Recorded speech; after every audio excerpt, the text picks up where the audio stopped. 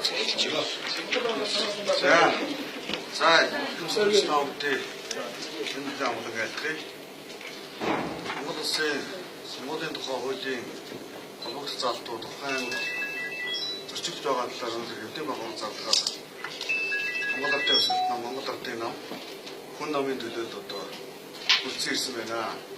За бидний тавьж байгаа шаардлага бол Монгол улсад хууль хэрэгждэг, хуулийн засаглалтаа аль шатнд, аль иргэнийг ялгарлан татахгүйгээр хууль хэрэгждэг байх ёстой гэдэг байр суурь нэгтэй байгаамаа. Аймгийн сонгуулийн хороонд удаа дараалан хууль зөрчил талаар аймгийн Монгол ардын намын хороноос 4 удаагийн албан бичиг явуулсан.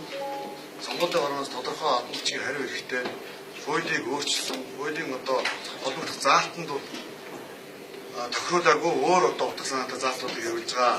Жишээлбэл аймгийн Монгол ардын намын хороо сонгуулийн тухай хуулийн 157-гийн 2 буюу нэр дэвшүүлсэн нам нэр дэвшүүлэх бэлтгэн талаар хууль заасан хугацаа дууснаас хойш 3 хоног багтаан дараах бичвэрүүдийг орон нутгийн цагаар 17 цагаас өмнө тухайн шатны сонгуульд ороод бичлэн ирүүлнэ гэсэн энэ одоо заалтыг тусдаа зөрчсөн гэж бид үзэж 2016 оны 5 сарын 12-ны 17 цаг гэж таавал мөн ойлгоорой.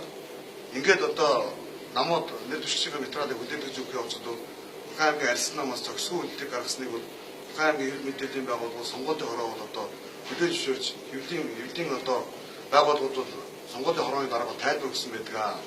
Энэ тав мэдж байгаа албан ёсны бичиг баримтыг бид нэр албан ёсны одоо төлөөлөлтөөр тодорхой бүх нэр дэвшигчийн материалтай хамт хавслаж хүн нэг үр дээр гаруй хэсэг зурж одоо сонгуулийн тойргийн хороонд хүлээл өгөх хэрэгтэй байдаг. Аймгийн арьсан намын хороо бол сонгоор материалыг өгснөөр тав одоо бас мэдж байгаа.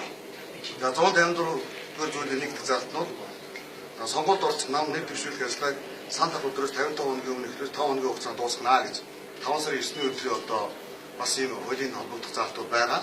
За энэ талаар манай түмэн жаргалтай нэлээд дэлгэрүүлж байна.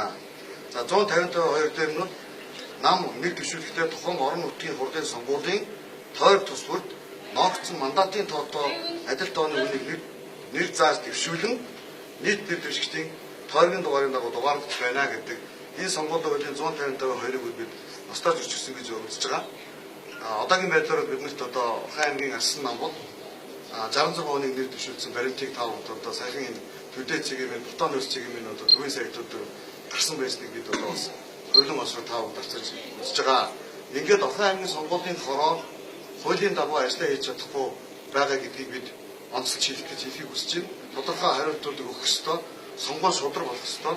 Тийм учраас бид нар сонгуулийн ерөнхий хороо холбогд одоо хууль хяналтын байгууллагууд бол хандан за ер нь материалууд бүгд бэлтгэсэн ингээд бол одоо шудраг шүүхийн өмнөд одоо дотоод шийдвэрүүд одоо үнэн зөвөр гарна гэдэг бол итгэлтэй байгаа.